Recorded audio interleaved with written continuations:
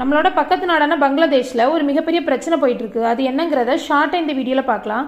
பங்களாதேஷில் பிரதமராக இருக்கிறவங்க நேம் வந்து ஷேக் ஹசீனா. இவங்க பிரதமராக 5 வருஷம் 10 வருஷம் இல்லை, கிட்டத்தட்ட 15 வருஷமா 2009லேருந்து இப்போ வரைக்கும் பிரதமராக இருக்கிறாங்க. 2024 ஜனவரியில் அங்கே எலெக்ஷன் நடந்துச்சு. அந்த டைமில் ஷேக் ஹசீனாவோட அவாமி லீக் கட்சி மேலே மக்களுக்கு பெருசாக எந்த இன்ட்ரெஸ்டும் இல்லை. இருந்தாலும் எலெக்ஷன் டைமில் எதிர்கட்சி தலைவர்கள் நிறைய பேரை வந்து குறி வச்சு கொலை பண்ணதுனால மெயினாக உள்ள எதிர்கட்சிகள் எல்லாம் சேர்ந்து எலெக்ஷனை புறக்கணிச்சிட்டாங்க.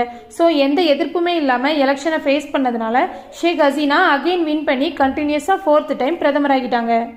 இது வந்து ஹிஸ்ட்ரி. இனி இப்போ அங்கே என்ன பிரச்சனை நடக்குங்கிறத பார்க்கலாம். பாகிஸ்தானுக்கும் பங்களாதேஷ்க்கும் 1971ஆம் ஆண்டு ஒரு போர் நடக்குது. அந்த போருக்கு அப்புறமா தான் பங்களாதேஷ்ங்கிற ஒரு தனி நாடே உருவாகுது.